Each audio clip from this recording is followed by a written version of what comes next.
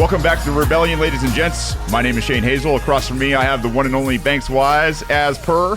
And today we were lucky enough to snag a man that is on a mission in Montana. He is running for governor.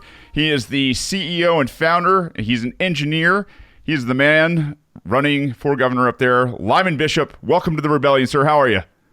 Doing fine, thank you. Hey, appreciate man. you having me. Yo, no, hey, it is an honor to have you on. I got to tell you, I picked up that one thread, I think, where you kind of threw down the gauntlet, threw the line in the sand, and really put the challenge out there to the American people in terms of calling out law enforcement, especially after the whole Miami debacle down there, where they were jumping out of their cars and hiding behind civilian cars and then opening fire from God knows every other direction and totally violating pretty much any safety rule that they were ever taught. Man, I am tickled to death to have you here, and I think I'm probably even more tickled to death that you're making that stand and you're running for governor in Montana. Well, you know, it's funny when you first started in with me stepping up and doing this, that, or the other. Before you specified, my first thought was, which time? This is what I've been doing with my business from day one. It's certainly unconventional, but I couldn't justifiably do what I do without making that stand.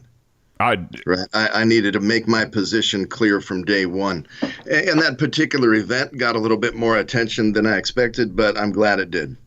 Now, were you running for governor before you made that statement, or was it something on your mind that kind of propelled you to take that step? Right. Yeah. So this is something that goes back 8 years, really to when I was diagnosed with thyroid cancer, and I felt a very strong call to do all the things I'm doing, really. Yeah. In particular that, right. So, you know, and I have to say that was one of those things that, you know, when I felt that call, I didn't really know how to react to it, right? You know, it's certainly not something I would expect myself to do. Mm-hmm. I'm not a politician. I don't like politics, and I tend to like politicians even less, right? I totally understand. Right. So, but, you know, in the end, I feel that if I don't do this thing, nobody will, and then we're in a world of hurt. And yes, the UPS situation kind of brought it to a head. Yeah. You know, there were attempts to red flag me during that time, and thank God county sheriffs in Montana do not and will not execute red flag laws. I know that because my next door neighbor is the newly elected county sheriff, and we happen to have had a conversation a couple weeks right before that happened. And even with that, there was part of me that wondered who might still try to kick down my door right at 3 a.m. But, you know, luckily, thank God that didn't happen. But certainly that's a concern. And that's the big problem, isn't it, right? Mm-hmm. That we as Americans should be concerned about a Gestapo-like entry into our home for speaking our mind, especially when we're right. Yeah, at any time. I mean, they say you know it's only the unpopular speech that needs protection. Nobody. Right. If you're mainstream pop culture, you don't have to have your speech protected. Right. Yeah, it is a weird day in America now, where now we are looking at retaliation not only from the tech agencies and stuff that are out there, but you also have the government. No kidding, the government at the local, state, and federal level to worry about if you're out there saying things like this and saying, hey, this is our line in the sand. And I'll tell you right now, I think it is I think this is what this country needs. I mean, we've got the numbers on our sides. I think we've got 500 million guns on record, that we know about, couple trillion rounds of ammo out there. And really, if people want to be free, they're going to have to take it. That's the freedom isn't going to be given to us by the government. So the fact that we've got the CEO of Hoplite coming out and saying, hey, man, enough is enough, and this is the precipitous event that needs to change that to get you involved. We need more people like you doing this. And I know I've kind of already started monopolizing this. I want to give Banks a chance to start asking some questions, because when I told Banks you were coming on the show, he's like, oh, this is going to be kick-ass, man. So go ahead, Banks. I got to listen to your podcast episode with the E-Militia podcast about a week ago, which was very interesting. They go into Hoplite, which I'm sure we'll have Lyman explain what that is. I kind of want to start with a simple question. I think will give us a very good understanding of where you're coming from. You said you don't like politics, and I'd like to know why you don't like politics. Well, because historically politics has been filled with politicians, to put it lightly, right? But if we dig a little bit deeper, what do I mean, right? Politicians historically, at least throughout my lifetime and as far back as history really, gives me a clear vision, has been filled with self-serving people pushing for self-serving interests between them and their cronies. This is the biggest problem we face today, right? It starts at that level. When the politicians are corrupt, when the laws that they create are corrupt, and are in turn repugnant to the Constitution itself, especially with regards to its original intent. You see, what they try to do is turn it into a living document and interpret it rather than take it for what it is. Yep. And that's the problem. And that's what I don't like about politics, and that's what I don't like about politicians. And when you look around, more often than not, that's what you see. So how do you put together the fact that you don't like politics and you've decided to jump into the arena of politics by just being on Facebook and Instagram and saying your opinion and also running for governor of Montana? Because it needs to be done. We need to return to the original intent of the Constitution, the original intent of what it means to serve in a governmental position, right? And that's the key word there, serve, right? We have these representatives that people refer to as leaders. That is not their intent. That is not what they should be. That is not how they should think of themselves. They should be servants first and foremost. I had a discussion with somebody online about this the other day, and I made the point that, these people are not designed, their intent, the intent of the position is not to create leaders, but rather people looking to serve. And his initial comment was, no one with a servant's heart should be a leader. And I challenged that by saying, quite the opposite, right? Yeah. That is the definition of someone who is a leader, is willing to put others first. That's the purpose of it.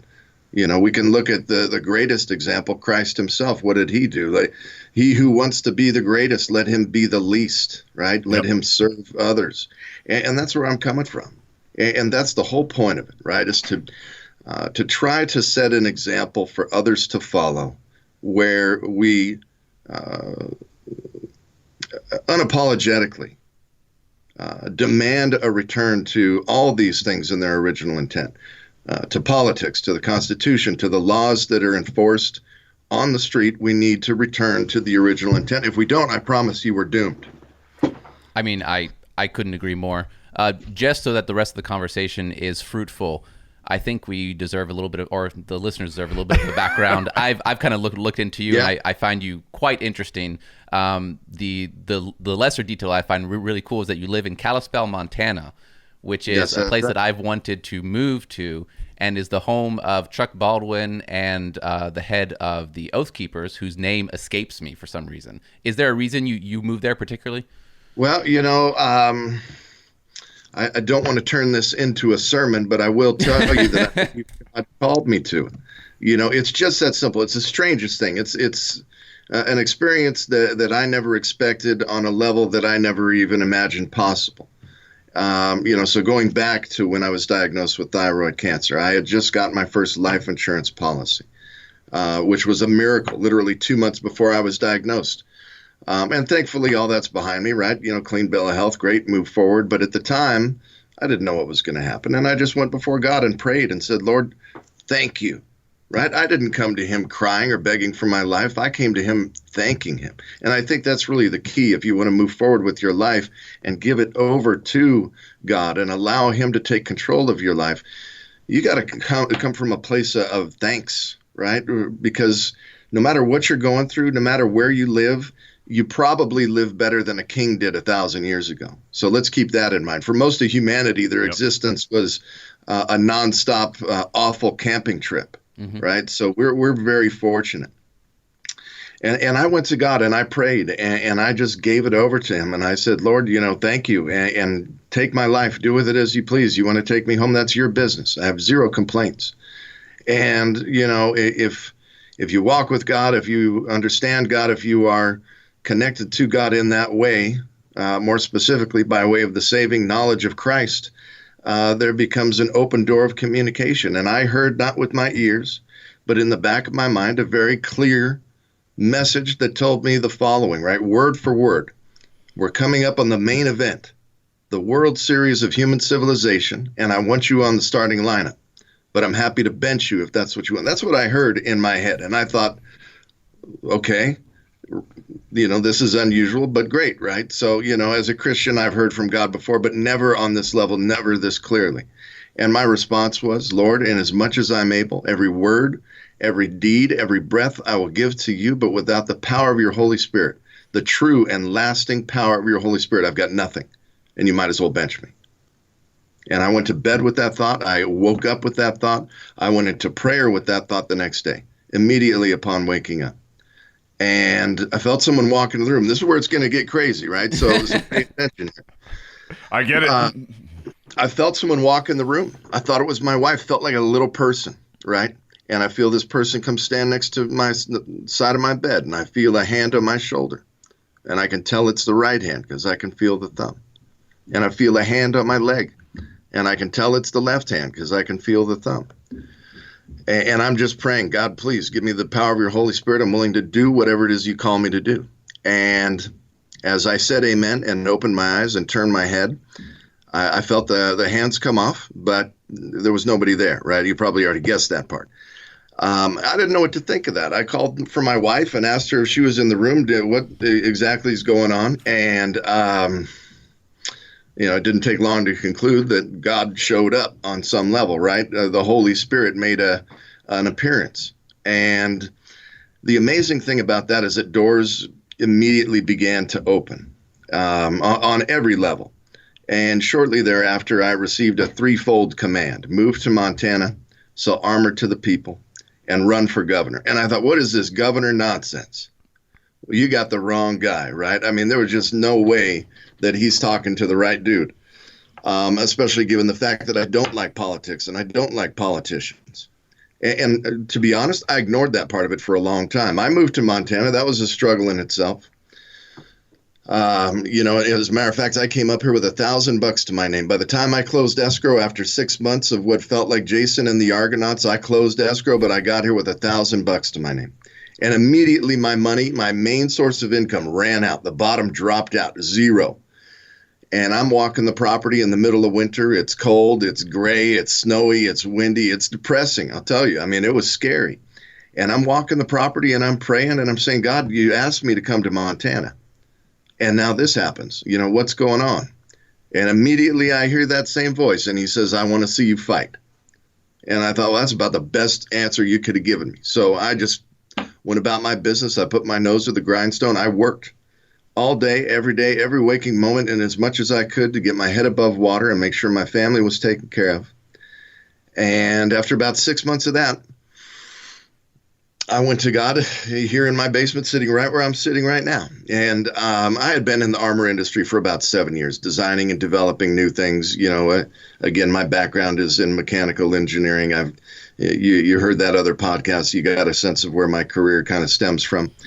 And I was in my basement praying, and I said, Lord, you asked me to move to Montana. Here I am. You told me to sell armor to the people, but I'm stuck. Would you please open a door? And I tell you what, the next day, the people I was partnered with called me up and wanted to buy me out. Now, it was nowhere near the amount of money I'd put in, let alone the time I had put in. But I accepted the offer on one condition. That I would be allowed to compete as long as I didn't infringe on any of our patents. And so literally the next day after that prayer, Hoplite was born, right? And I can't chalk any of these things up to coincidence. I mean, it's just one amazing miracle after the other. But still, I forgot about, or at least didn't want to think about, this idea of running for governor. It was so outside of anything I would ever expect myself to do that I thought I was delusional. In fact, it was at one point, maybe 6 months ago, I was praying and I said, God really started working on me with the governor thing.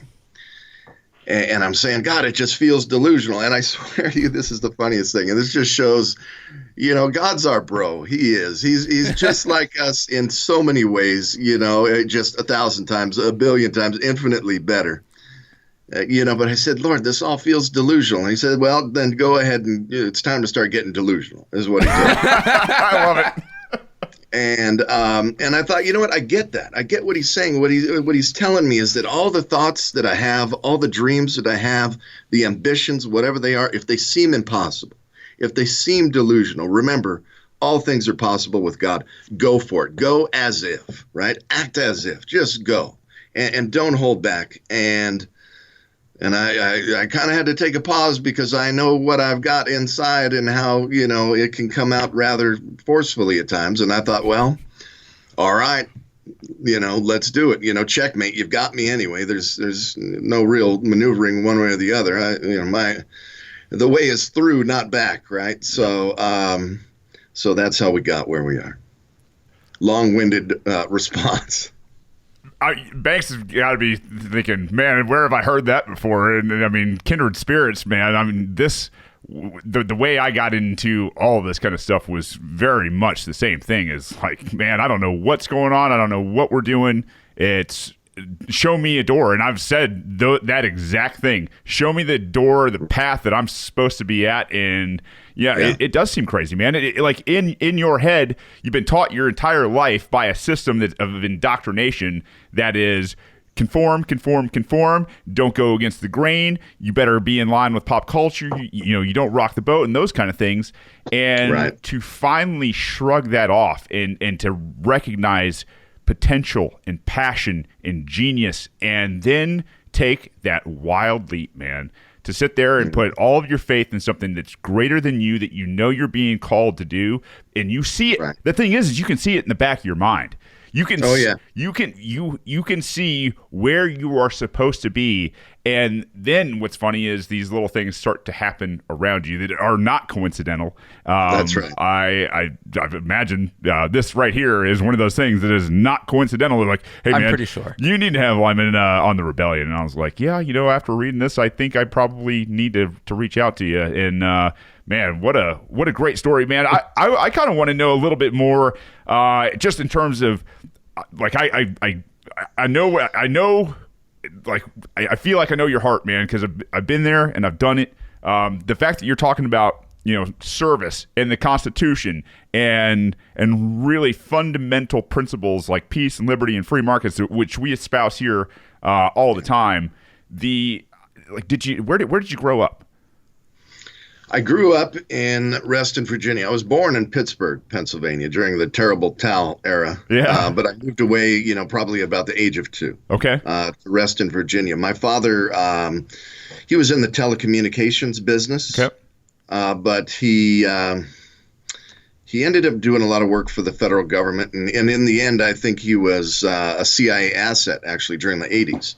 When I was in high school, I asked him once, what do you do for work? Well, he had his own business at that point. And he says, well, the government needs information, so they give me money to get information. And then I give some guy money, and he tells me who else to give money to until I get It sounds like a dad conversation.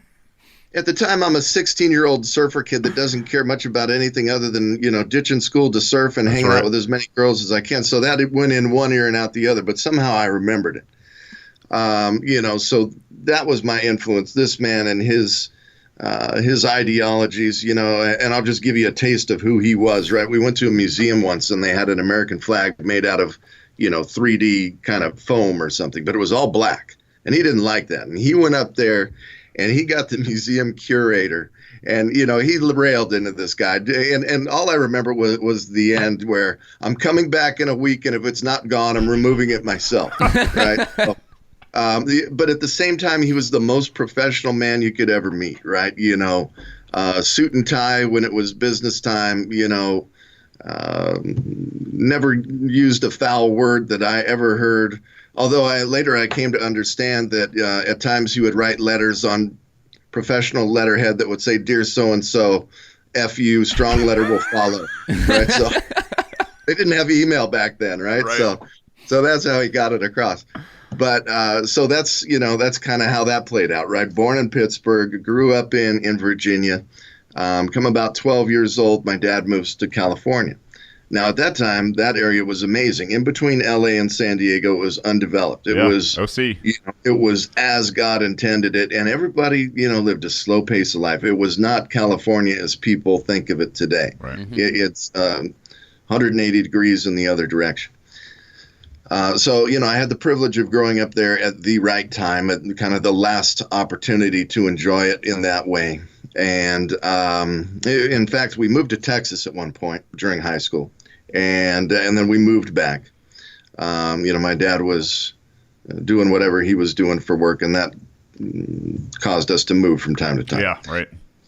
But, when it was my time to choose, when it was my time to decide where I wanted to raise my family, I had no question in my heart about where to do that. And it was not California, especially the California of today, right? I mean, that's just become problematic on so many levels. Yeah.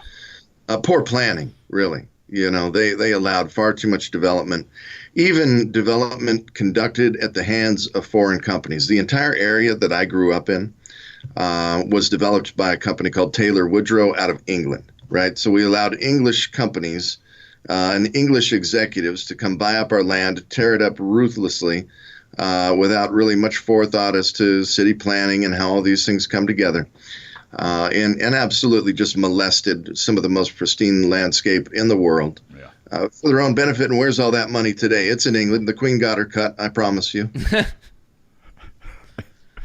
There's a story behind that, too, which I'll wait until after the election to tell. But we didn't like it, and we conducted certain actions in response. Some operations. We did. But I mean, I was 16, so, my heart was in the right place. But we definitely, went about things in a way I wouldn't necessarily today, should I have a choice. Yeah. So I'm very curious. Like my grandfather was an engineer, and to sit down and with somebody who does this, for a living and has been there. Where'd you go to school? What was the driving factor in becoming an engineer? Well, okay, this is a cool story. So when I was a kid, I don't know how old I was. I'm going to say 10-ish. I bought a ski bike at a garage sale, and it was literally a bicycle with skis instead of tires. And it just sat in my garage for, however long. I mean, I was probably 8 when I bought it. It sat there for 2 years. And one day I'm in the garage, and I used to go in there and try to make things, but I had no idea what I was doing. So, it was more thinking than anything. And I'm looking at the ski bike, and I thought, if I put a snowmobile tread on the back, I'd have a snowmobile motorcycle, right? So I drew up this little 2-dimensional schematic, and I had all these little call outs, for what was what. And I showed it to my dad. I'll never forget it. The dining room table, the table I have in my house today. And I showed him, and I said, what do you think? And he says, it'll never work, right? And he hands it back to me. And I got upset, and I wadded this thing up, and I threw it on the roof. And I watched it roll into the gutter, and I forgot all about it. And whenever it was, 2 years later, I'm estimating, but there was some period of time, I'm sitting there with my buddy Josh. And we're watching a science show called 3-2-1 Contact. I don't know if you ever saw this, but it was a science show, in Reston, Virginia, on one of these channels that, they just did all kinds of cool stuff. It was for kids. They did experiments.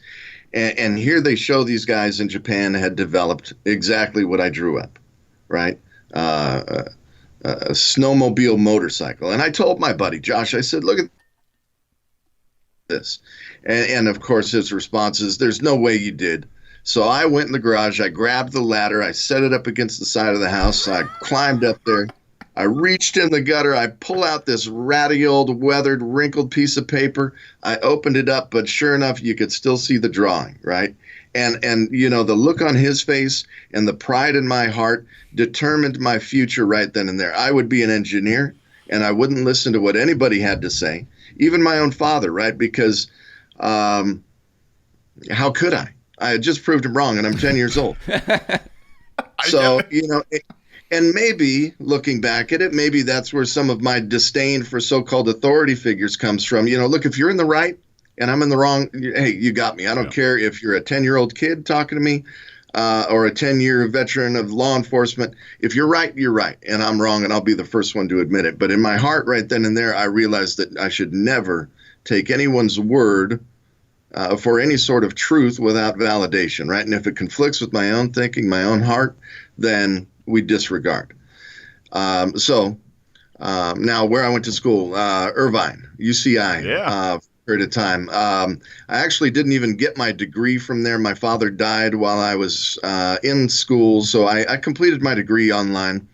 And I was never worried about that. I don't have the greatest degree. It was more about learning the subject matter and being capable. I always figured I'd be in business for myself. So, I was really after the information. Right. And I did not, however, go right into the world of engineering. I kind of put that on the back burner. I got married pretty young. I was 22 years old. My wife was 19. We were on a road trip. And we're both young Christians, and we're traveling together as if we're married. We're acting in many regards as if we're married. And at one point on the way back, I looked at her and I said, we should really be married. And she says, "You're right." And I turned left and went to Vegas.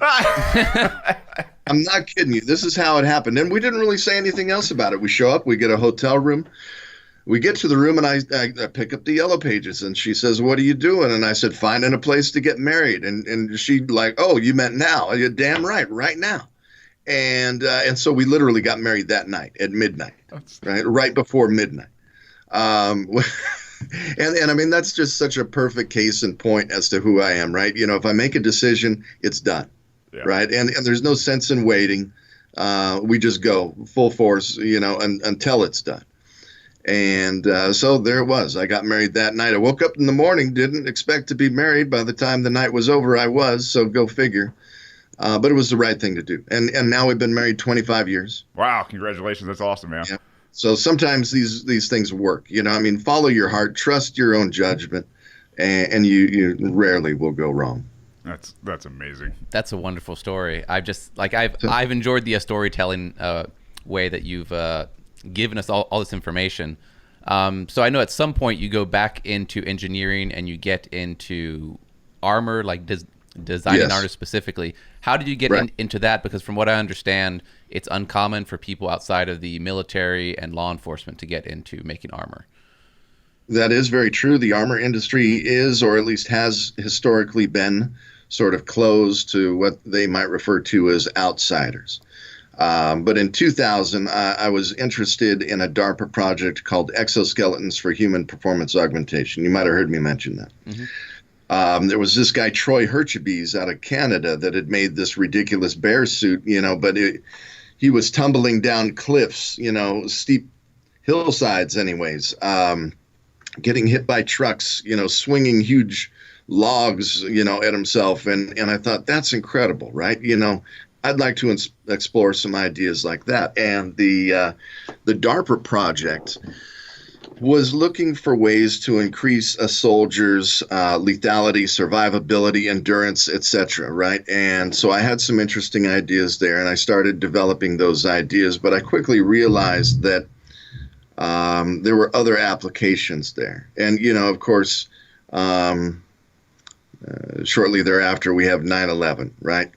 And so I thought, gosh, what can I do? I believed it hook, line, and sinker at the time. I've got my unanswered questions at this point, especially as an engineer. I look at these things and say, wait a minute, something's not adding up. But we'll skip that for the time being and just stick with the fact that, I felt a call to serve my country.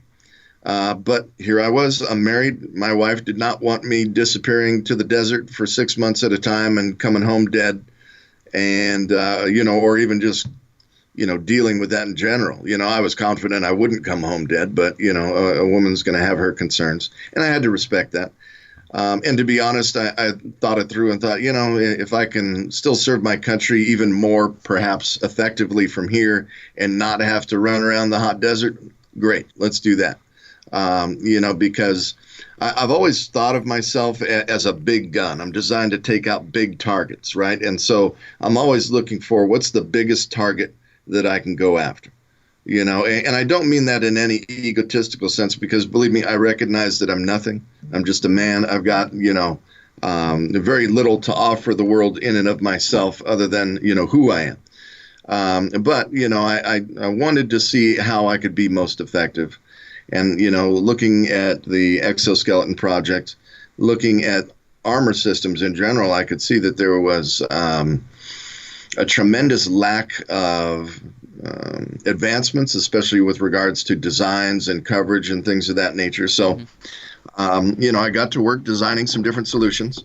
And that's what got me in the industry, right? Because, again, it is typically a closed industry. And, they tend to hire from within, right? Military or law enforcement, regardless of whether or not these people know what they're doing or have any place, running these companies. The first company that I started dealing with, Point Blank Armor, case in point, right? They hired some great people, good qualified background in terms of knowing that industry. And I think perhaps a lot of that has to do more with, generating sales, hire the people that have the contacts to make the sales. I get that.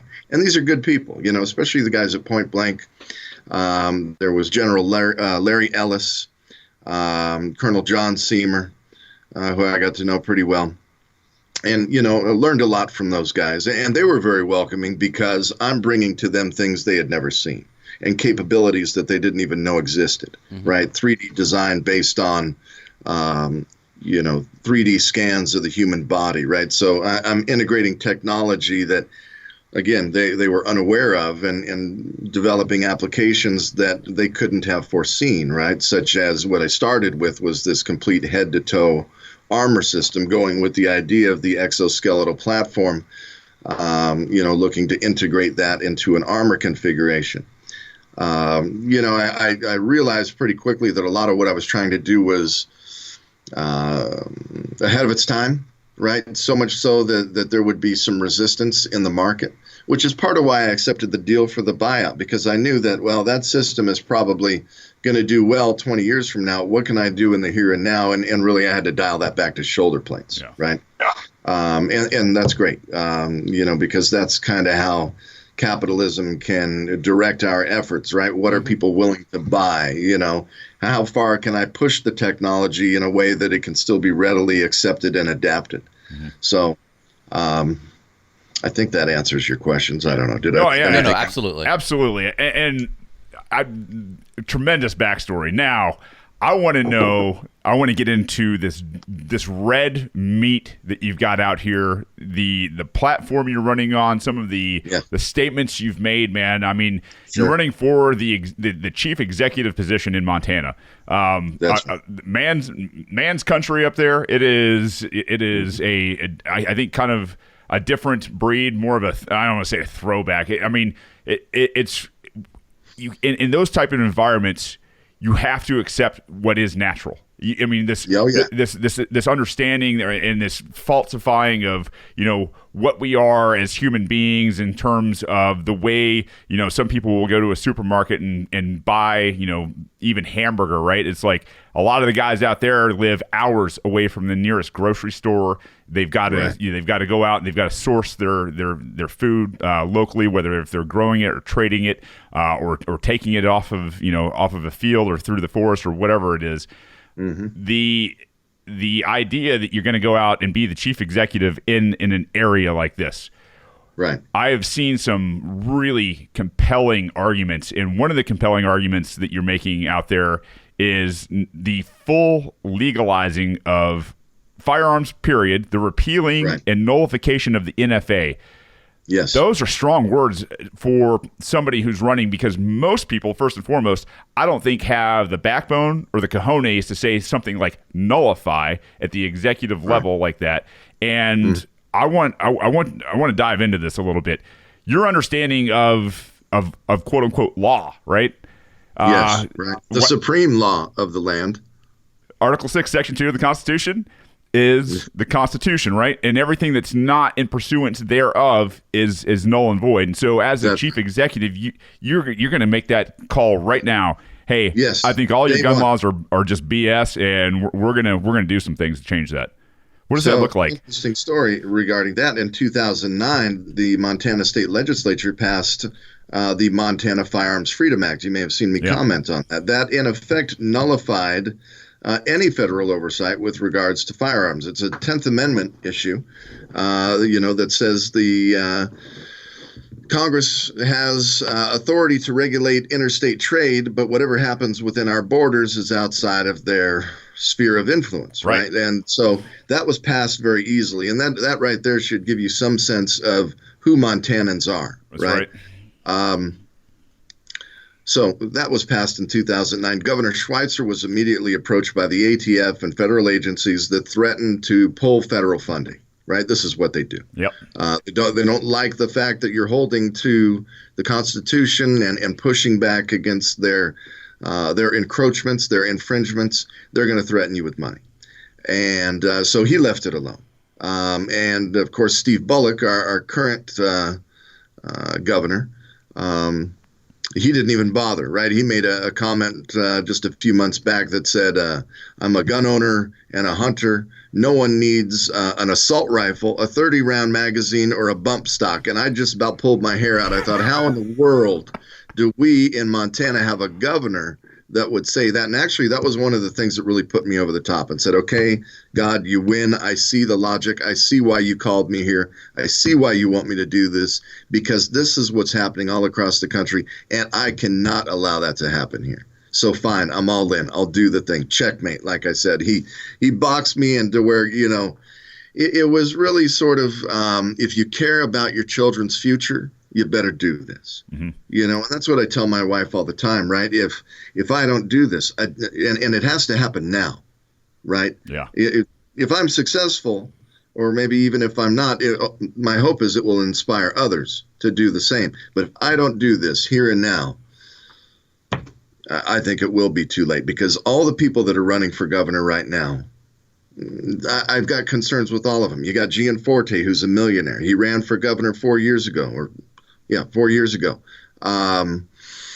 Lost, took a Senate seat, ran for that, got it. Now he wants to be governor again. What is up your sleeve? What is it you're trying to do? How many of your buddies do you have back deals, waiting to put together? I'm sure they want to just absolutely, I'm looking for the right word without being too aggressive, molest our got the Second Amendment, yeah. Resources and everything else, I'm not worried about the Second Amendment with this guy right here and now. I'm more worried about what does this millionaire want with the governor's office, and what is it that he plans on doing. I can only imagine he's got his eyes on our natural resources, and there's a time and a place for that sort of thing, but in the event something like that happens, it has to be for the benefit of the people, not some CEO, not some governor. So that's my concern with him. Everybody else is a career politician. Well, and really technically he is too now, right? He's just a rich career politician, which is scary. And so, Tim Fox, he seems like a decent guy. A lot of these guys at face value seem decent. Tim Fox probably more than any of them, but he's a career politician. He's our attorney general. The way the system is designed to work is that people running for office should come from the common people. And when they're done doing whatever it is they feel called to do, they should go back to doing what they did before. And when you're a career politician, you demonstrate right out of the gate that you don't see it that way. And that's a problem. On the Democrat side, you got, I forget what her name is, but she worked directly with Hillary Clinton. That's probably not going to go over well.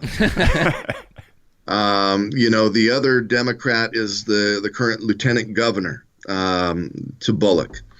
And here's why I think I've really got a chance, because number one, the platform, and I can sum it up like this, right? I'm running on a very strict, pro-constitutional, zero tolerance for any infringements campaign platform, right? There's a lot more to it, but that's the heart of it. Yeah. Zero tolerance, line in the sand, not one more inch. In fact, we're pushing back the other way. Yep. Right. I very much like you taking away that zero tolerance policy that law enforcement likes to use, or schools like to use, and appropriating it for our means. I think that's really that's cool. That's why I felt so good about using that term exactly. Zero tolerance. You know what that means. Yep. So here, deal with it, because here's what we're going to have zero tolerance for: any infringements whatsoever, any abuses whatsoever. I put up a post last night about a SWAT raid busting down a door. I think they threw a flashbang in. They come around the corner. There's a little girl hiding behind the couch. They got guns on her, yelling at her to stand up. Then they handcuff her. And I thought, I just cannot, in good conscience, tolerate this. Yeah.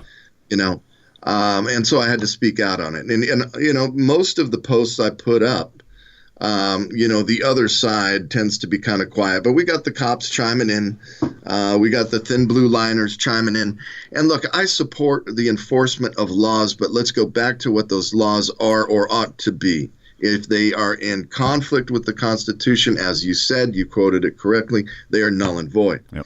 Right. And so if you've got, and let's even look at a no-knock raid for what it is, right? These were designed for extreme situations, hostage situations. Now they're using it to kick down doors. There was that woman in, I can't remember, was it New York? She owed utility bills. The city was connected to the utility company. So they used a SWAT team to go in and enforce this tyranny on this woman. Unacceptable. And this is the pattern. And this is why the founding fathers said that, a long line of abuses must be met with the following, right? Resistance, effectively. The people demanding that modifications to their system be made in order to restore and maintain their rights as free people. So, I've got a lot of concerns with what's going on in this country. So very specifically, I like getting into some of the weeds and everything. I'm sure on everything Second Amendment related, it is your right to own as many undocumented arms, magazine, ammo, suppressors, and accessories as whatever your heart's desire is, right? Yes. Cool. Mm-hmm. Civil asset forfeiture. I saw a post the other day and I grabbed it. It said that police asset forfeiture has now surpassed burglaries. Yeah. Mm-hmm. Yeah, throughout the United States, it's absolutely correct. So I am adamantly opposed to this because anytime you open the door for some of that sort of thing, you inevitably allow corruption and abuse. So do you tell every sheriff's office, every elected sheriff in Montana, and anybody else who's out there from the federal government, hey, as executives, if you enforce this, we will arrest you? Yes, in short, right? I mean, that's the end result of, let's say, the nullify the NFA, all right? Yeah. You get the ATF coming in thinking that they can enforce something. Yes, we will arrest them. Absolutely. As a matter of fact, one of my hopes is that I can fly in on a Apache helicopter, raiding a raid, and I'll be the guy to slap the cuffs on him. Personally. That's my lifelong dream. Well, let's hope it doesn't come to that, but I could imagine they have to them deal not with liking a little bit of gubernatorial brutality in the meantime. Let's see you fuss about that after you've been beaten up on the people, right? And I'm a little fired up, so maybe I'm, I love it. Domestic surveillance by not only the feds, but the state and local sheriffs out there. How do you feel about that? If you're putting eyes on the American people, we need to put eyes on you. I love it. I've said for a long time now, I think everybody who's in a office or an office holder should probably have a mic and a camera on them 24/7 while they're in those offices. Yes, for sure. Yes. As a matter of fact, that's what I plan to do. When I'm elected, I'm putting a camera in that office. Yeah, we can. Because, and maybe I shouldn't have said that, because what I'm hoping is that some, dirtbag's going to come in there and try to bribe me, and I'll get it on video. Especially as I'm slapping the cuffs on him, right? He's probably not watching this. That's for sure. We are going to, let me summarize this. If I am able to win this, it will be the biggest power play in the history of mankind for the people, short of the Revolutionary War itself. Right. Yeah. And maybe even more so in terms of its effectiveness and how many lives it reaches. There's that much more of us now than there was. Mm-hmm. If we have that kind of victory today, is it not a greater victory? Yeah. I think perhaps it is. Right. Recovering. And I think back to, I don't know if it's The Art of War or the Book of Five Rings, but, territory once lost, you gain territory and you lose it. It's twice as hard to regain it. Yeah. And that's what we're dealing with now. So it's going to take everyone to be on the same page. We're going to have to be of one accord. And this is what I tell people all the time. Forget our differences. You hear me talk about God. You don't believe in God. Don't listen to that part, right? Just, convince yourself it's my inner Tyler Durden and let's move on, right? What we need is common ground, right? Let's focus on our commonalities. we're all living on the same island, and we share the center of that island. You may be on the east side of the island, I may be on the west, whatever the case may be. We need to find that common ground, and that's where we need to interact, and that's where we need to set our sights and create our plans and execute them, is from that place of commonality. And with that, I think, quite honestly, everything that we want to do can be done very, very simply, quickly, and easily. We just need to be of one mind. I love it. I think that brings us to a post that I read of yours that I found quite interesting. You were kind of explaining to the people of Montana why you had decided to run under the party you decided to run, and you went through all the options and kind of laid out the pros and cons and so forth. You ultimately decided to run as a libertarian. Can you explain that decision a little bit for the listeners? Right. Yeah. So, just almost reciting the document, right? Going through the options. Someone at one point, made the comment in jest, that I should run as a Democrat. Yeah. Okay. Real funny, but no. Could I run as a Republican? 25 years ago, that would have been my go-to.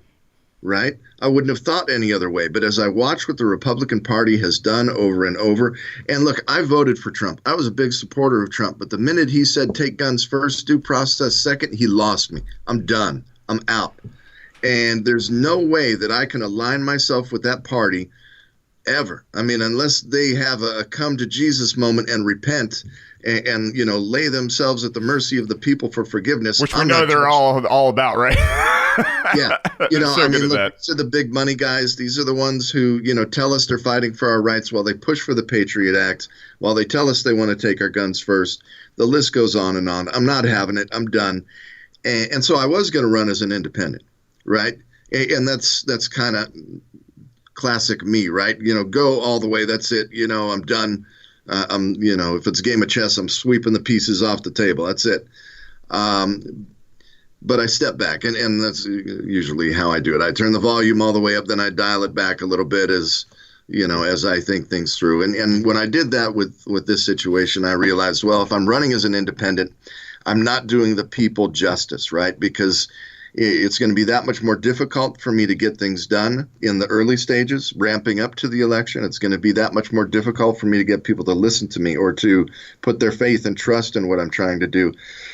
And I wrote that document because I almost had to sell myself on it, right? I mean, I wrote that document at 1 a.m. on my phone, laying in bed trying to sort out my thoughts, right? How do I go about this? And as I wrote the document, I felt better and better about the decision, to the point where when I was done with the document, I was all in, right? I was committed to this idea of running as a libertarian because I looked at what the Libertarian Party stands for, and I thought, I'm pretty much on board with most of this, certainly more so than I am with any Republican ideology, at least, their ideology and practice. Forget what they put on paper. Let's look at what they do. We've got a greater track record that we can look at with the Republicans or Democrats as opposed to the Libertarians. And as I said in that document, I really believe that I can bring a greater sense of unity and legitimacy to that party. And I'll tell you something, what's interesting. I'm glad I went that way because turns out they agree, right? The day that I filed, I got a call from the director, the Libertarian Party of Montana. I had an opportunity to speak with him for about 20 minutes. I could hear his jaw hit the floor, right? And he only got maybe a 25% dose. You're running at 8% right now. And he was all in, right? And so then I met with another one of their guys, and I can't say too much because they've got things in the works that I don't want to cause issue for. But bottom line is they're coming in hard to back me. And there's a lot of other things going in the background that they want to use this campaign to help spearhead, which I was blown away by, right? Because I didn't expect that. I didn't expect any of this. When I challenged the cops about the UPS shooting, in my heart, I thought, hey, I'm putting my business on the line and it could be over tomorrow. And I don't care, right? I've got other sources of income. I don't need this. God will provide for me. My help comes from above, and I'm not worried about it. And, when they challenged me, I made a a decision to double down, right? I'm putting this in poker terms, but this is the thought and the thought process that went through my head. I'm going to double down. And when they came at me with, let's show Hoplite what a police state is and ruin his business, I said, that's it. I'm all in, right? And I reposted what they posted, and I called them out. I went to their page and called them out. I sent them a private message and called them out. Without concern for my business, for my safety. I got death threats. I'm sure you read that. Yep. Cops calling me, threatening my life. What kind of country do we live in when our so-called law enforcement is going to call somebody else and threaten their life, right? So, I've got to be all in with this stuff. Whether it costs me my business, whether it costs me my life, it doesn't matter, right? In the scope of eternity, my life is like a puff of vapor anyway. Right. So better it be well spent than I try to, hold on to it. He who holds on to his life will lose it. He who gives it up for my sake will gain it. And these are the thoughts that go through my head. And so how can I not go about things exactly as I am? This, as unusual as this may seem to a lot of people, to anyone that fully understands the biblical precepts that I live my life according to, anyone that understands the constitutional precepts that I live my life according to, this is all about the most logical thing you could do.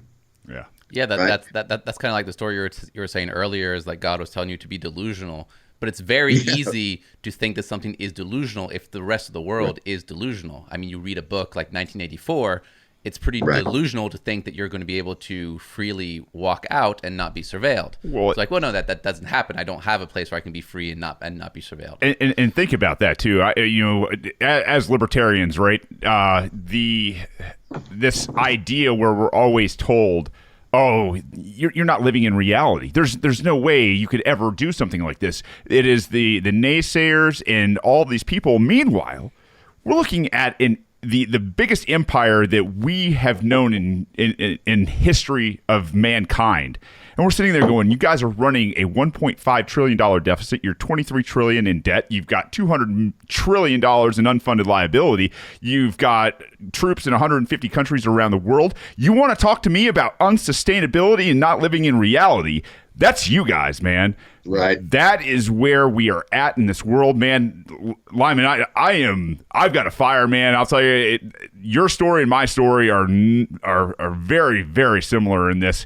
The fact that I've got you here now talking about the same thing in Montana while we're doing some things down here in Georgia, this gives me hope. I mean, yourself, guys like Maj. I mean, there are a bunch of guys out there that are feeling pushed by a greater force than themselves to go out and take a stand and offer themselves to the people in liberty, right? Like, what a tremendous moment to be alive and in the presence of these people.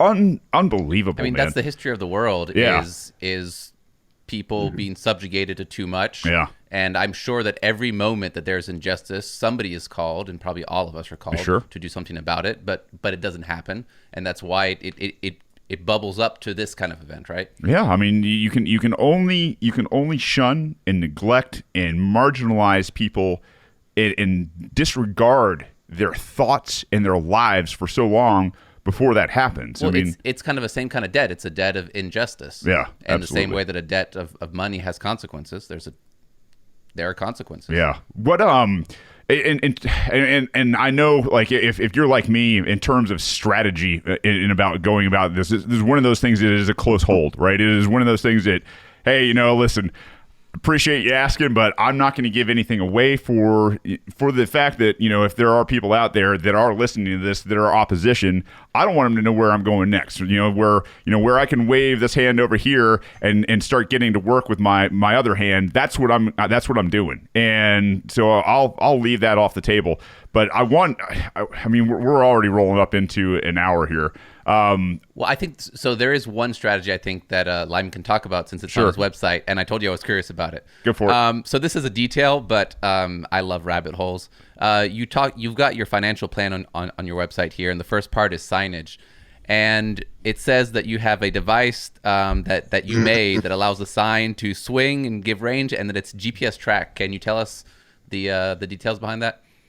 Well, let me start with the fact that that's still in development to a certain extent. I can't put those up until what is it, August 3rd, 3 months before the election. Oh, there's rules like that. So, we're dialing some of that in. But, the big concern with signs is that, and look, in Montana, we get some pretty strong winds. You put a sign up, you do it too flimsy, it's going to end up trash. We don't want that. Right. Right. I'd rather put up no signs than have my signs turned into trash. So this signpost that I've developed essentially allows the sign to swing a little bit within a given range, right? So that the wind can do its thing, but anytime you mitigate the impact of a force on a body, you reduce the effect, right? It's almost like armor in a sense, right? Give a little and get some back. So by allowing this this sign to kind of pivot in the wind, and still, give it a 45-degree range. So, you can still see it the way you want to see it. And then, put a little GPS tracker in the post. We don't want somebody stealing it. We want to make sure that we can find these things after the election. And it just seems responsible. Now, whether or not I can raise enough money to do that in to the extent that I want to is another thing, right? Of course. But I found it to be genius. I think it's a really cool idea. Well, and I think it's one of those, one of those designs that, once you're opening yourself up to a completely new market, and the market in terms of political signs and things like that's out there. I mean, you're obviously encompassing most anybody and everybody that's going to put a political sign up. I never really thought about that. I never once thought about selling these things to other politicians. Right? Only libertarians. Yeah, right. Maybe I would do that. You got to prove what you're doing before I get it to you. Yeah. Maybe. I don't know. I didn't even think about it, honestly. I was just thinking of a solution for my campaign. And somebody could probably make a fair amount of money selling those to somebody. I've got bigger fish to fry. I've got a notebook with 1,000 ideas better than that. But, it's a matter of time and bandwidth, really. Of course. And in terms of switching gears, and I want to give you all the plugs on the way out of this. On a less serious note, as you're designing and as you're running Hoplite, I've seen things out there in terms of the Hawaiian plate carriers, and I was wondering, have you actually started developing these? Have you started putting them to market, or you have? Yeah. Well, that's on the website, and it took us a little while to ramp up with the carriers because the person that's making them for me is a former business partner who's in the process of buying me out. Not the ones I mentioned before. This is a different deal. Sure. For a long time, the guy was like a brother to me, but he lost his wife, and I think he lost a little bit of his footing at that point. Yeah. He really kind of turned on me. It was a rough deal, but by the grace of God, he showed me the way through, in the most equitable way, and for me, it's not all about getting as much money out of the guy as I can. It's more a matter of principle and us treating each other with some measure of respect. There's that side of things, but and repeat your original question because I stepped off the rails. No, it's just basically when and where are these going to be available for? I mean, I'll tell you right now. They're on the I'm looking at them on the website now. There's a Aloha combat shirt and a Aloha plate carrier. Yeah, so I've got a couple plate carriers of my own, and the next time I am in the market for a plate carrier with my family and everything else, I know it's going to sound weird to some people. Why do you need plate carriers for your family? Some people aren't us, and so at any rate, to have a Boog plate carrier, man, that's top tier. That's amazing. And so I should finish my thought there without sidetracking myself. Yes, so those are available. It took a while to ramp up for the reasons I mentioned, but they are flowing now. I've even got another vendor that's turning them out for me much faster. Yeah. The biggest holdup we've got right now is just getting more of those buckles. Now, okay, so I'll tell you something kind of cool. We're coming up with a less expensive version of doing that, right? Without the metal buckles, where we use metal loops and you just kind of, slip the Velcro through and pull it tight. But there is another version that I developed originally that I didn't yet market, but it's been ready, and I'm taking it to market now.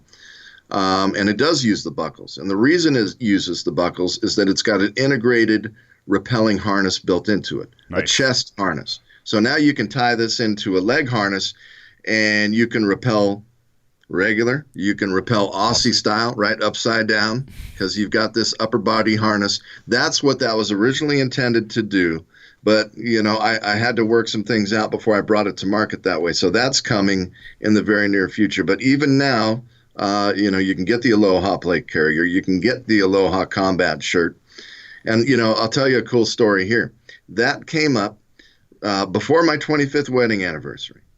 Going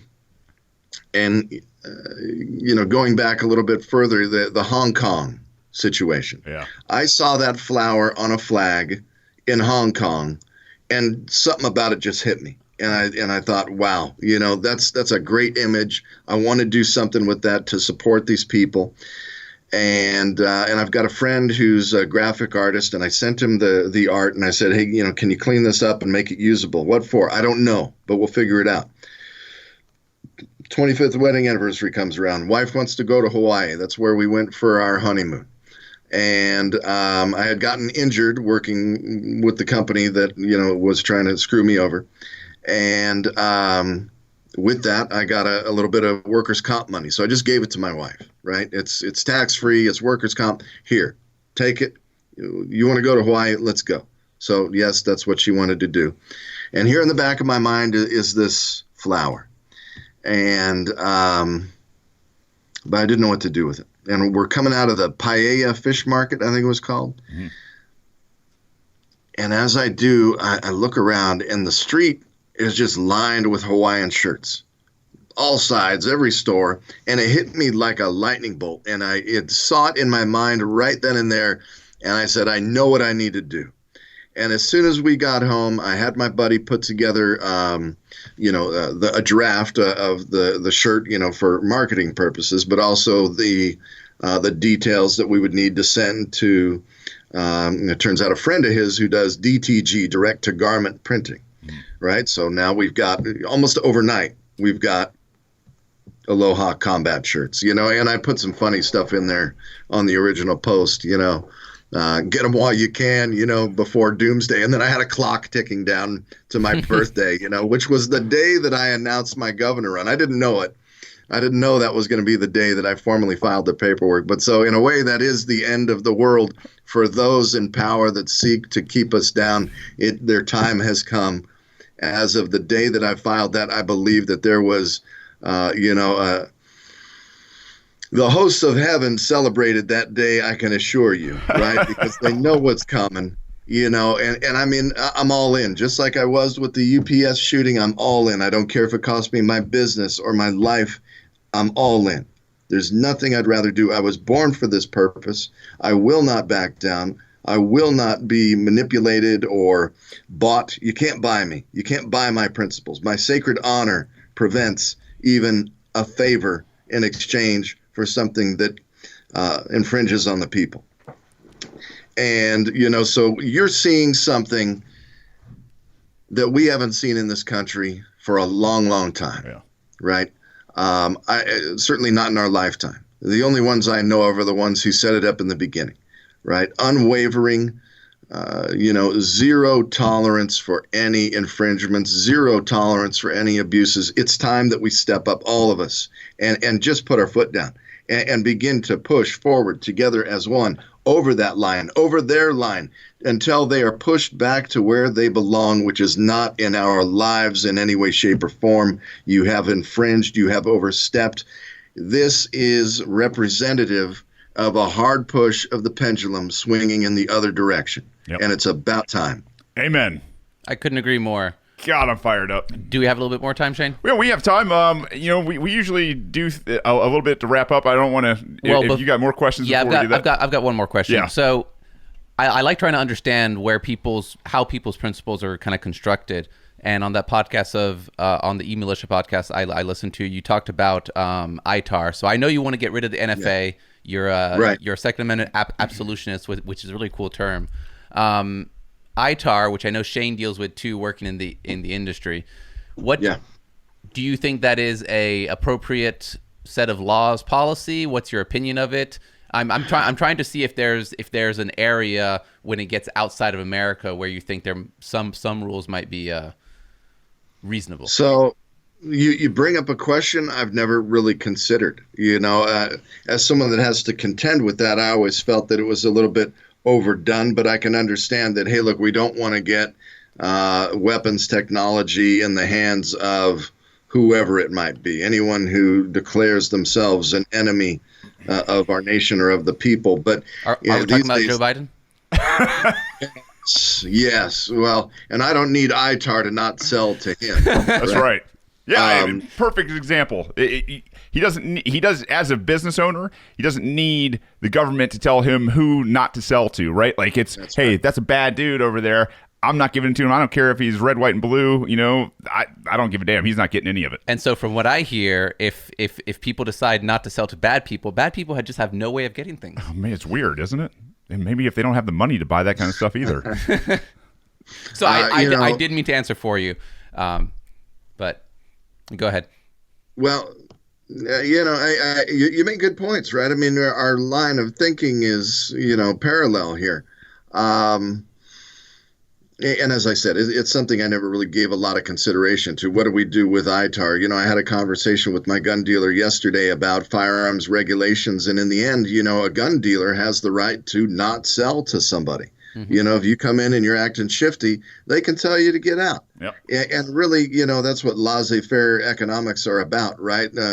Leave them alone. They'll work it out on their own. The market, what was it during the cops are putting up memes about how I, stuck a stick in my bike tire and ate it, and my business is going down. And somebody chimed in and, God bless this guy. It was the greatest thing I'd ever seen. It was Jurassic Park. And he says, capitalism will find a way, capitalism finds a way, however he worded it. And that's exactly right. Capitalism finds a way. Leave them alone. Mm-hmm. Right? They'll work it out. All of these fears about market this, market that, it works itself out if you leave it alone. What happens when we try to interject? Look at the Federal Reserve trying to manipulate and control economies, and they just dig the hole deeper. Let the bubbles pop early. Let things work themselves out. When it comes to international stuff, like you said, I'm not going to sell to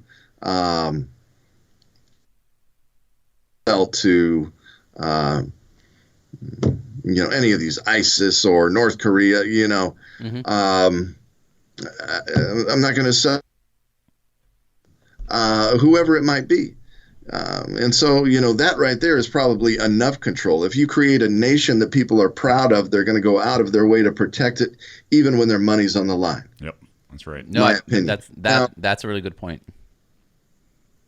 So, I don't know how else to answer that other than from the heart. No. I really appreciate you answering it. I hope you don't take offense to me trying to I'm not trying to throw a curveball or anything. I was just curious because you were saying on the podcast you were talking about rocket launchers or something and ITAR, and I was like, oh, I've never thought about this other thing. Rocket launcher, yes, that's a story in of itself. But no, you get me, right? Let the people be. Amen. We'll figure these things out. So what I do is I usually do kind of this little lightning round at the end, just to kind of have a little bit more fun and switch gears from all the seriousness that is this god awful system that we were born into and enslaved by. So what's your favorite book, man? The Book of Five Rings by Miyamoto Musashi. Okay. And would you say you've got a favorite founding father? All my life, it was George Washington because we share a birthday, and I heard, everything about him growing up. But I have to say that Thomas Jefferson has really impressed me over the years as I've gotten to read the things he said. The Sage of Montecito. It's hard to beat that guy. Yeah, I was going to ask you if have you got into the Anti-Federalists yet? Oh, a little bit. Yeah. I was gonna say there's some good guys. One of the other questions, you got a favorite film out there? Oh, there's a lot of favorite films. Some are a little more serious, like Fight Club. Some are a little more entertaining, like Big Trouble in Little China. I love that movie. My poor wife has been subjected to that movie like 50 times, and it happened again just the other night. And she walked in the room and saw it, and she just shook her head and rolled her eyes and thought, oh, my God, where am I? Banks, any more? Sure. What is something outside of politics and outside of what we've talked about that you're really passionate about? It can be a new favorite ice cream, whatever. I want to preach the word to the masses. It's kind of cool, right? So when God called me to all this stuff, those three things, I kind of thought that was all of it. But there was a point 2 years ago where I felt like I was having a conversation with God almost, right? And he's saying, I want you to do this, that, or the other. And I was a little reluctant, right? He was asking me to get the word out about different things. And I said, look, I don't want to be one of these guys on YouTube with a video, these self-serving half the time. Not you, whatever, you know what I'm saying? But I know the guys I'm talking about, where they're selling something and they just come across as, insincere. Obviously, this is different. This is sincere. But my concern at the time was doing video. I was a little bit opposed to it. And God said, look, if you don't want to be my face, then be my voice. Right? And I thought I can do that. And then I started reading the book of Enoch, and it was talking about he's a scribe of righteousness. And I thought, okay, I like that. And so I started writing various documents as I felt led. And I actually created a Facebook page, and I couldn't believe I got the name. I got the domain name as well, the Brotherhood of Christ. And, so what's really interesting is that the different things that I felt called to write about are intertwined with, on a deep level, with everything I'm talking about, right? And all the things God called me to, that is another component, another piece of the puzzle that comes together and fits perfectly. And, so I found that was a good outlet for me. Okay, now God's called me maybe to put my face out there, right? And to put my voice out there, to do these podcasts. And you know what? And I found out that in this format, I like it, right? I did another video, I don't know when it was, 6 months ago, the one about the Second Amendment, and I end with, we will not comply. Okay, I felt called to do that. But 2 years ago, I was tentative about that. And I think God sort of eased me into the whole thing by, starting me with something simple like writing. I did another video where it was just a voiceover, but over time I realized it's a necessary component. I just don't want anything I do to come across as self-serving or self-glorifying. That was always my biggest concern. And I'm thinking of the guy, I don't even know who he is. He's trying to sell some nutrition drink, and he's just a little too pretty and a little too nifty about stuff. And I thought, nah, can't do that, right? So, not that I think the dude's pretty. You get my point. No, I hear you, man. There's some pretty dudes. There's the people like there all over the internet. But now I feel like God has kind of moved that into an area where not only is it useful, but it's something that I can not just accept, but embrace. Yeah. Yeah. Well, no, I think it's the same thing as when you... It was supposed to be a lightning round, and it was anything but.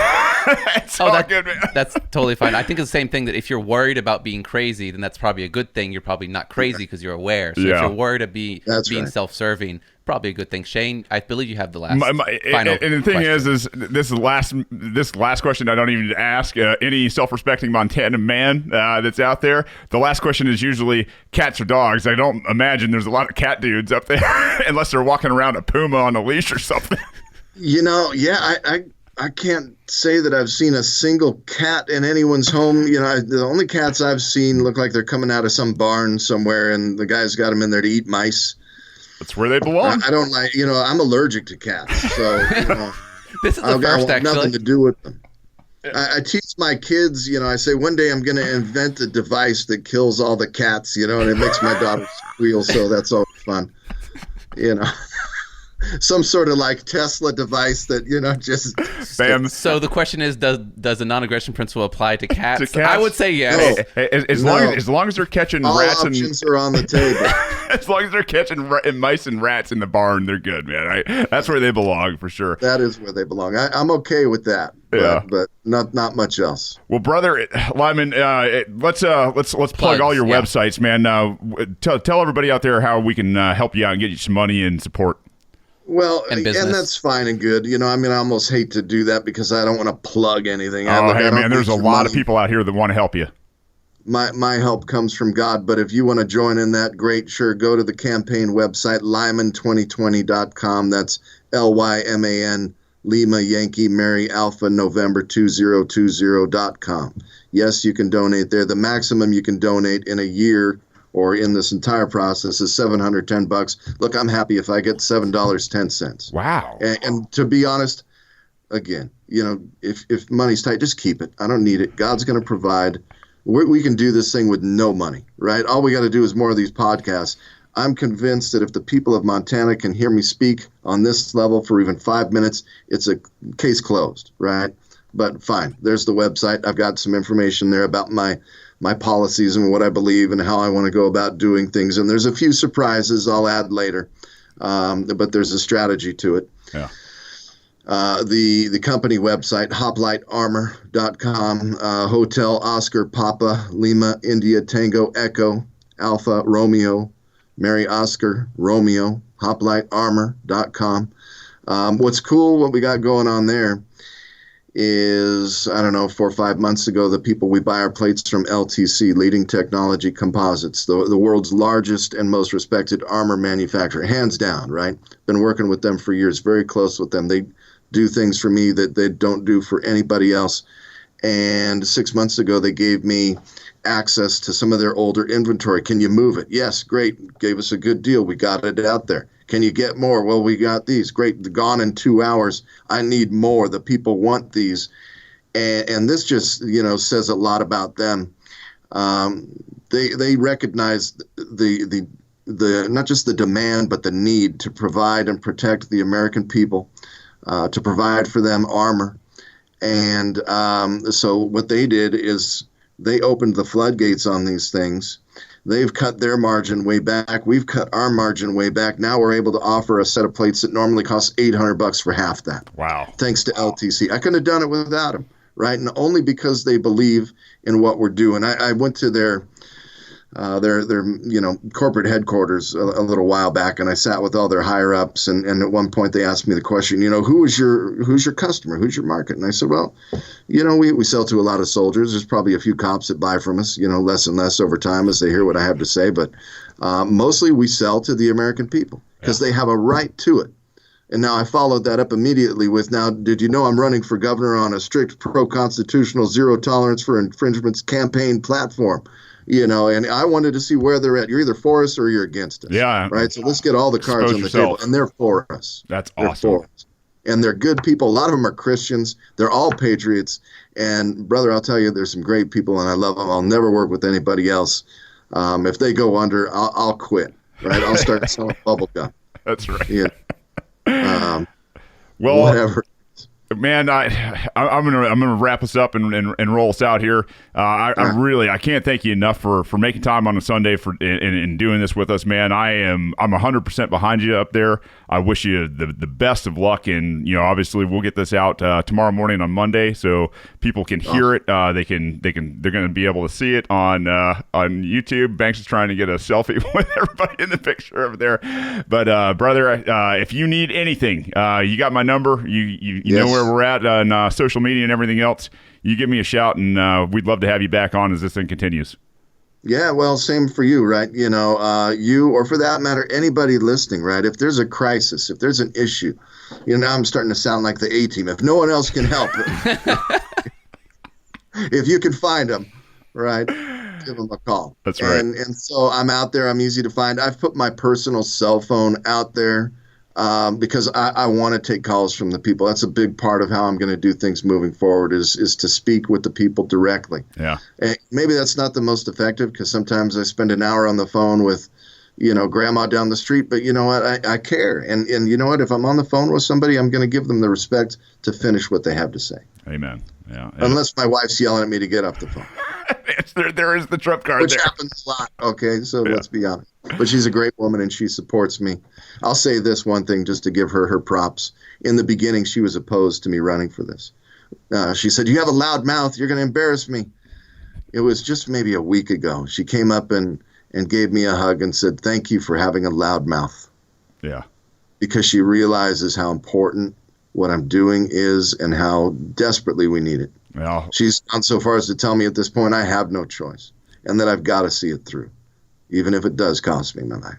Yeah. And that means a lot because she's lost a lot. She doesn't want to lose me, but she understands the importance of what I'm doing. I tell you, it's when you look at history, this notion of good men rising, I don't think most of us can do it without the backing of a great and strong woman. So, no doubt. Yeah, God bless her, man. And so, hey, thanks again, and we'll be talking to you soon, Lyman. Thanks so much for everything you're doing out there, man. Hey, thank you. You're doing a lot on your own as well, and you're running for Senate. U.S. Senate down here. So I'll be happy to give you an endorsement. Hey, same here, man. well, at some point, if I'm ever up in Montana or Idaho, I'll give you a shout for sure. Yeah. Well, very good. All right, man. Looking forward to it. Anything I can do to help. All right, you got it. Well, Thank take you, care. Lyman. Peace. Thank you. Have a good Sunday. You too. You want to keep going, man? We got a little bit of time to finish up here. He's Cool. Really, I didn't know what to expect. So I kind of knew what to expect because I listened to the other podcasts. Yeah. Except it was not what I was expecting. He did talk a little bit more about his business on this other podcast, which we've mentioned so many times that I will link. It is interesting, but the dialogue was more like just back and forth. He did tell some stories, but nothing to the, I don't know, I guess we're good at getting stories out of people. Yeah. I really like seeing that part. I know we talked less about the details of policy and so forth, and I did have like a few other questions about those days will come. Kind of stuff, but I feel like I got more of what's important. Yeah. It's super corny, but like I feel like we kind of know his heart. Oh man, I'll tell you right now, and his intention. And it seems very pure. It was nice.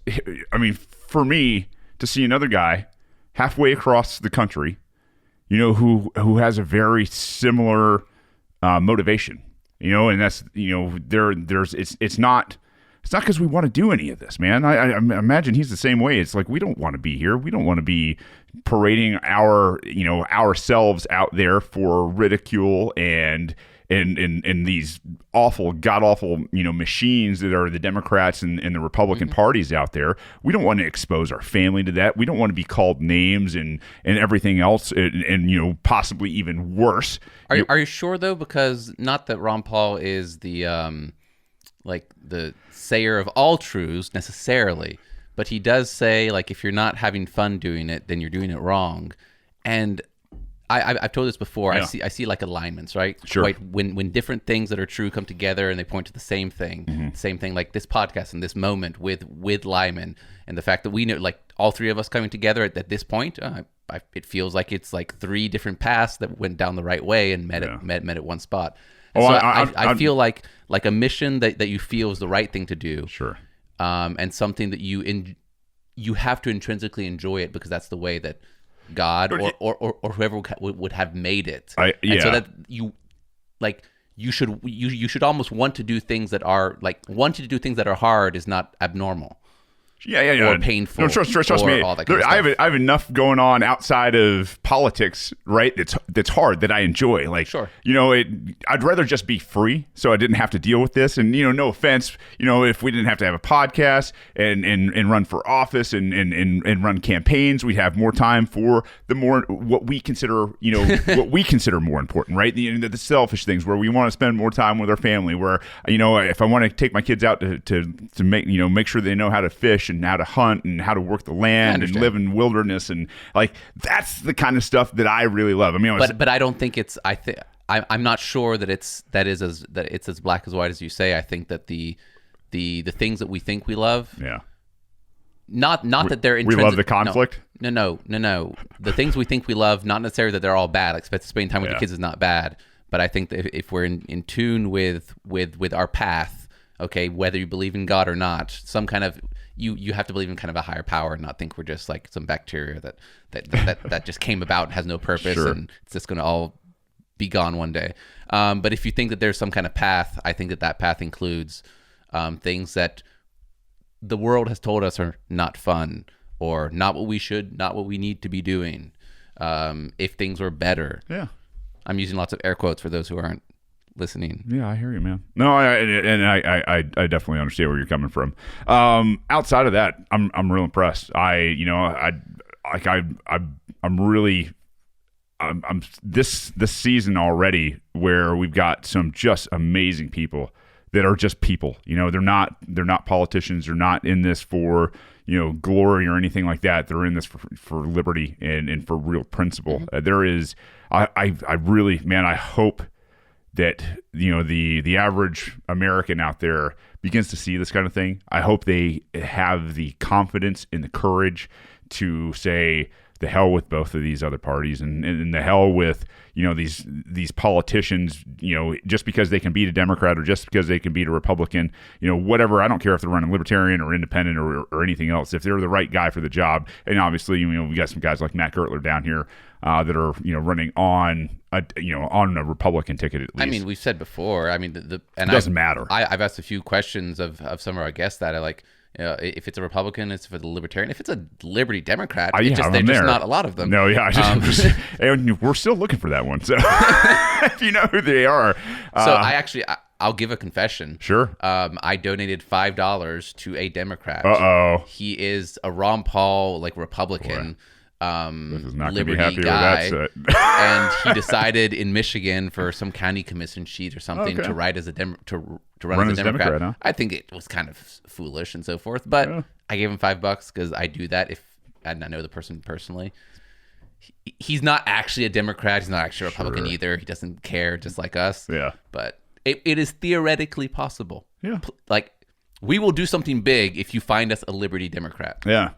Please find one. Tulsi Gabbard, sometimes. Well, I'll tell you right now. I feel she could go in the right way. I hope there is an offer, and I'll make it. I know we're just the rebellion and all that fun stuff, but to sit down and have those discussions, where you're planting seeds with people like Tulsi. I think she's I think she's already starting to see the DNC as a completely different animal than she originally was first and foremost told, and then told by society what it was, and now that she's seeing it, and this isn't me categorizing Tulsi. This is the DNC and the way they put everybody in boxes, right? You saw what recently happened, right? Yeah, you've got a threshold of 2 delegates. She got she's got 2? Yeah, she's got 2 now, and so then they changed the rules. They changed the rules, so she can't come on and debate. And you're looking at the DNC going, aren't you guys usually the quote unquote party out there that is all about women empowerment and not leaving the little brown girl out, right? Like when you talk about Joe Biden, who can't. I mean, I know what Shane is. Shane's eyes just went really big, and he's got this huge smile on his face. Solid gold Joe Biden out there who doesn't know where he's at and what he's doing and can't remember who's running or how the whole process works now. God, and you're going to have him on a debate stage with Bernie Sanders, who's a communist, who in that mentality. I'm not going to, it's killed 200 million people in the last, century alone. It's funny though, because that means that their strategies are opposing each other, because I would think that if they let Tulsi on the debate stage, it would be easier to put down Bernie because he wouldn't have just the back and forth with Biden, right? Yeah, when you put Tulsi on a stage with those 2 clowns. Well, so that might be the problem. It'd make Tulsi look too good, and they just can't afford that. They can't afford that. You can't, as the Democrats, you can't afford a little brown girl from Hawaii who's a soldier, who served her nation and now a representative of the people. You can't allow her to get up there and shine. No, they can't. I didn't think of that as I was going down. I hope they think their strategy was crappy. I hope somehow she hears this, and I hope she will start to understand that one way or another. And this is my eternal optimism. Hey, there's a better place for you. You're moving, and you're starting to see. I hope you see the duopoly for what it is, and then I hope you start to look for something different. And I hope you can find real truth and real passion in liberty. We love people. We care for people. We think that the individual is paramount in our society, and I don't think she probably disagrees with that. Now, I think when application comes around in terms of making sure that the individual is taken care of first and foremost, that's where we depart. But I don't think it's because she has a bad heart. I think it's because she just hasn't been subjected to the ideas. Well, I don't think many people have a completely bad heart, but I could see a more practical or realistic, or whatever you want to call it, approach where she does get disillusioned. Maybe she's goes and becomes an independent, because it's not like uncommon in the Democrat Party on the progressive side for them to go independent. It's usually in the Northeast, but who knows? Hawaii is like a separate it's its own thing, entity. man. It sure is. And maybe as she goes independent, she keeps her mind open, because her mind has been open. She came and she went on. She didn't come on this podcast, unfortunately, but she went on Ron Paul's Liberty Report podcast. Yeah, and they talked about foreign policy for a while. She's very aware of the libertarian tangent, non-aggression, liberty Republican thing. When she goes on there, she realizes they only talked about foreign policy. In the same way that I keep on saying about, like, the truth is all these little streams and they converge. And I like to be at the convergence because there's more water. But it means that anybody can follow it and get there. Maybe she gets there one day. Yeah, I hope so, man. Well, I think that's going to wrap up for today. I know we kind of... You're putting a dam on the stream? Yeah, I'm putting a dam on. I'm going to keep some of that water here. You know, not that we need any more water down here in Georgia, for God's sakes. But I mean, it's been rainy. Yeah, it's just, man. Do you know I stepped in my front yard and it's so soggy that I like. It's an inch goes in. Barely March, and we're over 50% of our normal annual rainfall down here. That's crazy. The Lake Altoona. Is it the Great Flood? Maybe the locusts are coming next, but Altoona, the lake just south of here, man, you could walk. South of where, Shane? Yes, it's south of here. But you could literally see like the mud flats out there on some of the more shallow parts of the lake. I mean, it was probably down 20 plus feet. That thing is more than full pull, and it is. I mean, it's muddy as hell, but at the same time, you're sitting there like, we drove by it the other day, and I was just like, oh my God, look at Lake Altoona. It's more than full, and I haven't seen it more than full in, I don't know, probably my life. I mean, that's saying something. But cool. At any rate, hey, ladies and gents, if you want to help out the show, we need reviews. You can go out there on Apple Podcasts or Lisbon or anything else where you listen, and leave us a 5-star review. We'll read it right here on the Rebellion. We appreciate all of you guys that have already done that, and welcome to all the new listeners that are out there. I know Montanans potentially. Montanans now, and anybody else, all 5 of them. No. There's 28 of them, actually. 28 in Montana. Mm-hmm. No kidding. Yep. Oh, that's pretty good numbers for Montana. I actually meant to ask Lyman if he knows a state rep there called Daniel Zolnikov. Yeah. He's a Liberty state rep. I think he's termed out at this point. Yeah. They'll probably reach out at some point. If not, maybe this hits both their ears and maybe they can connect it. But outside of that, if you want to help the podcast out, you can go to patreon.com/rebellionpod and throw us a couple bucks. We'll throw you some stickers, write you some letters and things like that. I'll tell you what, that Venn diagram is it the Venn diagram? I think it's called a Venn diagram. The Venn diagram sticker. Boy, I'll tell you what, Banksy, people love that sticker. Is it the most popular sticker? I don't know, but it sounds like it might be. Outside of that, ladies and gents, if you need to bring anything to our attention, reach us anywhere. You can go to info@rebellionpod.com. You can also reach me at Shane@ShaneHazel.com for the campaign stuff. Banks, what else, man? You can follow us on Twitter, Shane T. Hazel, and @FBanksWise. We're on Facebook and Instagram as well. Yep. And that's about YouTube. it. Yeah. Oh, and YouTube. Yeah. True. Go out there. 158 subscribers. Smash all the buttons. Subscribe. You'll get updates. And really, we need you to share this kind of stuff. We put in a ton of work over the past 2 years, and now it's time to kind of come into the reaping season and push this out here for everybody to know exactly what we're preaching. But Banksy, it's been a good day, man. It has.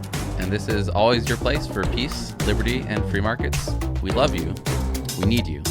Peace.